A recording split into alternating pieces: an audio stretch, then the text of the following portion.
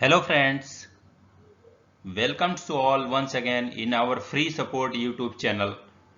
So today we are going to learn change management part 2. So दोस्तों change management के ऊपर मैं already दो वीडियो बना चुका हूँ. एक तो इंट्रोडक्शनरी था basic and one another is focus on change. And now today we are going to learn change management part two में मैं बेसिकली आपको मैं एक स्टोरी के थ्रू बताने वाला हूं कि चेंज मैनेजमेंट क्यों जरूरी है, चेंज क्यों जरूरी है हमारे लाइफ में. तो दोस्तों कोई यह कह नहीं सकता है कि बिजली यानी इलेक्ट्रिक्स मौजूद नहीं है, क्योंकि आप इसे टच नहीं कर सकते हैं, न इसे सूंघ सकते हैं, स्मेल भी नहीं कर सकते हैं, न इसे सुन सकते हैं, हियरिंग भी नहीं कर सकते हैं, और न ही देख सकते हैं. लेकिन इसका प्रभाव यानी इसका इफेक्ट जो है आप हर जगह देख सकते हैं. और इसी तरह हमारी खुद की शक्ति, पावर ऑफ पॉजिटिव थिंकिंग इसमें मौजूद है, जो खुद अनुभव यानी एक्सपीरियंस कर सकते हैं. इसे कोई नहीं देख सकता है, लेकिन हमारी खुद की शक्ति का प्रभाव, इफेक्ट ऑफ पावर दूर दूर तक दिखाई दे सकता है. दोस्तों जरूरत है तो कुछ करने की, इच्छा शक्ति की, और यह तभी संभव है जब हमारी सोच सकारात्मक हो, पॉजिटिव हो. सो दोस्तों आगे बढ़ते हैं हम इस वीडियो में, और हम जानेंगे आज कि एक स्टोरी के माध्यम से आपको मैं बताने की कोशिश करूंगा कि चेंज क्यों जरूरी है हमारी लाइफ में, पॉजिटिव थिंकिंग क्यों जरूरी है हमारे लाइफ में. दोस्तों अदरवाइज क्या होगा, हमारी लाइफ डे टू डे बढ़ती जाएगी, एज बढ़ता जाएगा लाइफ में, और एक दिन एंड ऑफ द डे आ जाएगा. दोस्तों आज आपके पास मौका है, और इस चेंज पॉइंट को आप एक्सेप्ट करें और अपने लाइफ को और बेहतर बनाने की कोशिश करें. दोस्तों लाइफ चेंजिंग थिंकिंग एक ये हिंदी कहानी है जो मैं आज आपको बताने वाला हूं. एक बार की बात है, एक जीव विज्ञानी था, जो जीव विज्ञान के ऊपर साइंटिस्ट था, ने एक शोध के लिए बड़ा सा तालाब, टैंक बनवाया, जिसमें उसने तालाब के बीचों बीच मजबूत कांचों की दीवार से इसे दो भागों में बांट दिया. बड़े वाले जो हिस्से थे उसमें एक में बड़ी शार्क मछली को डाल दिया, और जबकि दूसरे हिस्से वाले छोटी मछलियों को छोड़ दिया. एक तालाब बनाया जिसमें बीच में से पार्टीशन कर दिया. एक साइड एक व्हेल मछली को रख दिया, बड़ी मछली को रखा उसने, और दूसरी साइड में छोटी मछलियों को उसने डाल दिया. फिर आगे क्या होता है दोस्तों, अब उन मछलियों को भोजन के लिए छोटे मछलियां को चारा डालता, तो सभी छोटी मछलियां अपने हिस्से वाले में भोजन देखकर उस पर टूट पड़ती, जबकि जो शार्क मछली थी उन चारों की पास जाना चाहती थी, लेकिन बीच में शीशे की दीवार थी. उस दीवार होने के कारण वहां तक पहुंच नहीं पाता था, और बार बार चारे को देखकर शीशे की दीवार पर हमला करता था, लेकिन विफल रहता था.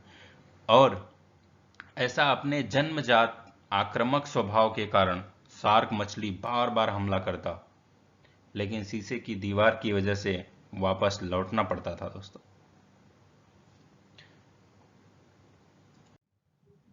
इस तरह उस जीव विज्ञानी ने यह प्रक्रिया कई दिनों तक जारी रखा, जिसके फलस्वरूप शार्क मछली को विश्वास हो गया था वह उस चारे के पास नहीं जा सकता. इसलिए कुछ दिनों के पश्चात अब उसने कोशिश भी करना छोड़ दिया. वो बार बार ट्राई करती थी कि उस कांच के पार जो चारा है उसमें तक जाके वो चारे को ग्रहण कर सके, खा सके, अपनी भूख को मिटा सके. इसलिए वो बार बार ट्राई करती थी जाने के लिए शार्क मछली, बट बीच में पार्टीशन होने की वजह वहां नहीं पहुंच पाती थी. उसने बहुत कोशिश की, बट वह काम वह नहीं कर सकी ड्यू टू जो मजबूत कांच की दीवार थी बीच में, उसकी वजह से. दोस्तों फिर एक दिन ऐसा होता है, वो कोशिश करना ही बंद कर देती है. उसको एहसास होता है, उसके माइंड सेट में ये चेंज पॉइंट आ जाता है कि मैं यह दीवार या फिर उस साइड इस चारे को लेने के लिए मैं नहीं जा सकती. I am not capable for go there. ऐसा उसका माइंडसेट हो जाता है दोस्तों। फिर आगे क्या होता है वो हम देखते हैं। इसके बाद जीव विज्ञानी के बीच में बने शीशे की दीवार, जो जीव विज्ञानी था उसने क्या किया, जो बीच में शीशे की दीवार है उसको हटाकर भी यही प्रक्रिया दोहराई। लेकिन यह क्या, अब शार्क में वह उत्तेजना तनिक भी नहीं रहा, इसलिए उसने चारे को खाने के लिए उधर नहीं गया, क्योंकि उसे अब इस तरह प्रशिक्षित कर दिया गया था कि वह उस पार चारे के पास नहीं जा सकता है। उस दीवार को, जो साइंटिस्ट था उसने क्या किया, उस दीवार को हटा दिया, पूरा ग्लास जो बीच में पार्टीशन बनाया था उस पार्टीशन को निकाल दिया। उसके बाद में भी वह मछली, जो शार्क मछली बार बार हमला करती थी उस ग्लास पे, दीवार पे, कि मैं उस साइड जाऊं और भोजन ग्रहण करूं, उसने ट्राई तक नहीं किया, जबकि वहां पे वो दीवार अब नहीं थी दोस्तों।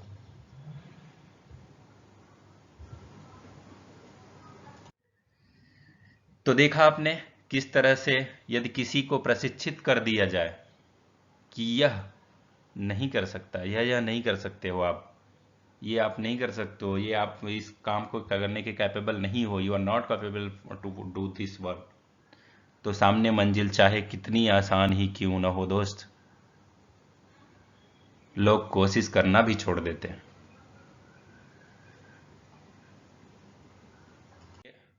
तो ये था मोरल ऑफ दिस स्टोरी।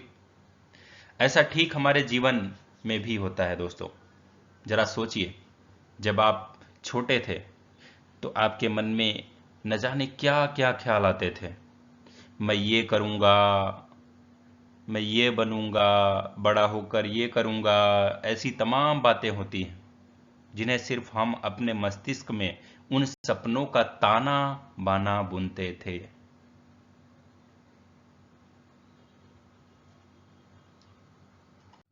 सो दोस्तों, लेकिन यदि बचपन के समय आप अपनी सोच को किसी के सामने रख दिए तो आप जरूर हंसी के पात्र बने होंगे।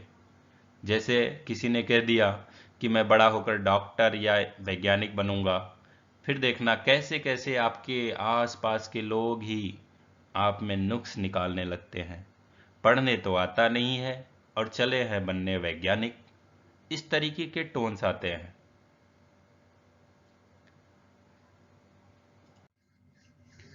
फिर जैसे जैसे हम बड़े होते जाते हैं, हम इन्हीं पहले से स्थापित सोच की मर्यादाओं में बंधते जाते हैं डियर माय फ्रेंड्स, कि ये न करो, वो न करो, ऐसा न करो, ऐसा न करो, ये तुमसे नहीं होगा, या ये तुम्हारे बस की बात नहीं है। ऐसी तमाम बातें जो कि हमारी बचपन की सोच को ब्रेक लगा दिया जाता है। फिर अंत में हम किसी स्थान पर अपने जीवन की चलाने के लिए संघर्ष कर रहे होते हैं दोस्तों, जिसके लिए हमारी खुद की बनी बनाई गई सोच ही कहीं न कहीं जिम्मेदार होती है, जो कि हम उस शार्क मछली की तरह सीमाओं में बंध जाते हैं। ये हम नहीं कर सकते हैं और उससे हटकर कुछ सोच भी नहीं सकते हैं। जैसा कि मैंने यहाँ ग्राफिक्स के जरिए आपको दिखाने की कोशिश किया है दोस्तों, कि माइंडसेट में चीजें चल रही हैं, मैं ये कर सकता हूँ, मैं वो कर सकता हूँ, मैं ये कर सकता हूँ, ये कैसा करूंगा, वैसा करूंगा, ये करूंगा, वो करूंगा, डॉक्टर बनूंगा, इंजीनियर बनूंगा, इस तरीके से साइंटिस्ट बनूंगा, इस तरीके से ख्याल आते रहते हैं। बट क्या लगा हुआ है आप देखेंगे यहां, लॉक। वो लॉक किसने लगाया? सोसाइटी ने लगाया। जो माइंडसेट है हमारे आजू बाजू के लोगों का, उन्होंने लगाया, अदरवाइज ये होते। फिर एक दिन आता है, ये सपने जो बचपन में हमने देखे थे, जो सपने यहाँ पे ये चल रहे थे, ये सारे ढह जाते हैं दोस्तों। सो दोस्तों, ये हमारे हैंड में है कि हम हमारे लाइफ के साथ, हमारे माइंड के साथ हम क्या व्यवहार करना चाहते हैं। लोगों ने जो बातें बोल रही हैं, जो कह रहे हैं, उनकी बातों में आना है और लॉक लगाना है, और या फिर आगे बढ़ जाना है। अपनी लाइफ में हमेशा चेंज को एक्सेप्ट करना है, चैलेंजेस को एक्सेप्ट करना है और आगे बढ़ना है दोस्तों।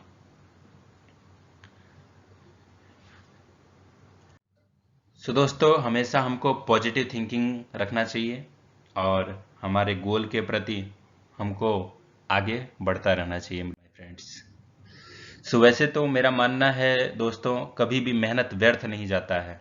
जरा आप ही सोचिए क्या होता है कि गांव के लड़के यदि किसी तरह से मान लो वह पैसे जुटाकर कंप्यूटर चलाना सीखना चाहता है, तो सबसे पहले लोग क्या कहेंगे कि कंप्यूटर सीख कर क्या करेगा, कहाँ आज के ज़माने में नौकरी मिलेगी। इस तरीके के सोच आते हैं दोस्तों। बट हमको क्या करना चाहिए, उनको अप्रिसिएट करना चाहिए डियर माय फ्रेंड्स। हमें उनको अप्रिसिएट करके उनको आगे बढ़ाने के लिए मोटिवेट करना चाहिए डियर माय फ्रेंड्स, और उनके माइंड को ग्रो होने से हमको नहीं रोकना चाहिए डियर माय फ्रेंड्स। मैं आप सभी से रिक्वेस्ट करूंगा, आप जिस भी एज में हैं, जिस भी क्लास में पढ़ते हैं, आप अगर 5th क्लास में पढ़ते हैं तो तीसरी क्लास के बच्चे, दूसरी क्लास के बच्चे, पहली क्लास के बच्चों को आप फ्री में, अगर वो कैपेबल नहीं है फी देने के लिए, तो फ्री में आप उनको पढ़ाइए। मैं तो बोलता हूँ फी नहीं लीजिए उनको। अगर आप कैपेबल हैं तो उनको फ्री में आप संडे संडे 1 घंटे निकालिए और उनको बेसिक चीज़ें बताइए, जहाँ भी हैं आप, जिस फील्ड में भी हैं। डियर माय फ्रेंड्स, इससे हमारी सोसाइटी का सपोर्ट होगा। बस यही है एक नकारात्मक सोच, जो हमें कभी आगे बढ़कर सोचने ही नहीं दिया जाता है।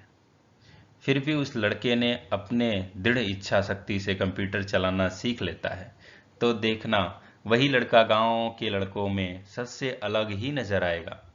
और हाँ, यदि उसे कहीं कोई काम नहीं मिलता है, तो भी जब वह अपना खुद का बिजनेस शुरू करता है, तो कहीं न कहीं उसके द्वारा सीखा हुआ कंप्यूटर का ज्ञान उसे अपने व्यापार में आगे बढ़ने को जरूर फायदा मिलता है, और साथ में ही उस कंप्यूटर का प्रयोग अपने व्यापार में कैसे करे, इस पर भी जरूर अमल करता है दोस्तों। तो दोस्तों, बस यही है एक सकारात्मक सोच की शक्ति, पावर ऑफ पॉजिटिव थिंकिंग की शुरुआत। हमें कोशिश करनी है तो सिर्फ अपने सोचे और देखे हुए सपनों को वास्तविक जीवन में कैसे अमल करें, इसके बारे में हमको सोचना चाहिए डियर माय फ्रेंड्स। क्योंकि यदि हम सोच सकते हैं तो उसे कर भी सकते हैं। बस जरूरत है एक इच्छा शक्ति और सकारात्मक सोच की। पावर ऑफ पॉजिटिव थिंकिंग की।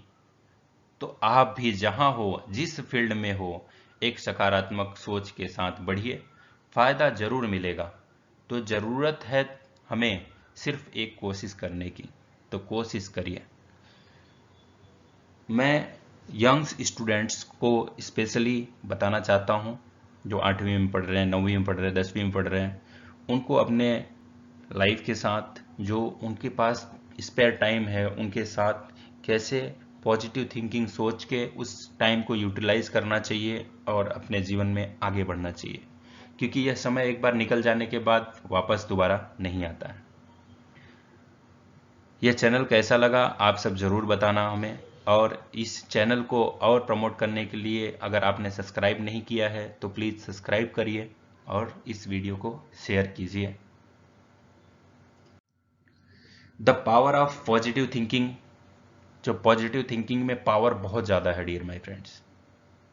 हमेशा पॉजिटिव थिंकिंग रखिए अपने अंदर। Think positive always. एंड जो कि मैं हमेशा करता हूँ, nothing is impossible, the word is hey I am possible. यह चैनल कैसा लगा, यह वीडियो कैसा लगा, और भी जो वीडियोज़ हैं इस चैनल पे, प्लीज़ आप उसको एक बार वॉच करिए। और आगे भी अगर इसी तरीके का आपको वीडियो चाहिए तो मैं इस चैनल पे डालता रहूँगा। और भी अगर कोई टॉपिक है आपके माइंड में तो प्लीज़ आप सजेस्ट कर सकते हैं, और भी मैं इस वीडियो के माध्यम से आप सभी को बताता रहूँगा। Thanks to all. to watching this video and for your positive support. So please do subscribe to the free support YouTube channel and share as much as possible. Thanks to all very much for your support. Thank you so much.